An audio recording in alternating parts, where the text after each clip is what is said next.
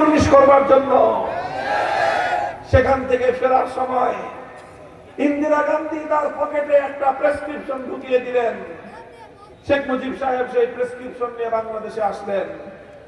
এসে ৭২ সালে একটা সংবিধান তৈরি করলেন।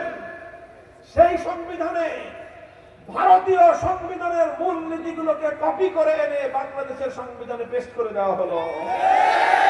এভাবে বাংলাদেশের সংবিধানকে ভারতীয় সংবিধানের অনুগত করার মধ্য দিয়ে হাজার হাজার মানুষের রক্তের বিনিময়ে অর্জিত স্বাধীন বাংলার মাটিকে ভারত মাতার চরণ তলে তিনি বলি দিয়েছিলেন।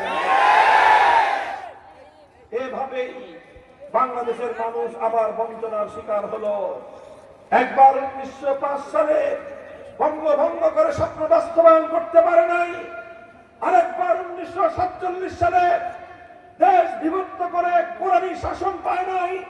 আরেকবার ৭১ মহান মুক্তিযুদ্ধের মধ্য দিয়ে বিজয় অর্জন করার পরেও বাংলার মানুষের অধিকার প্রতিষ্ঠিত হয় নাই।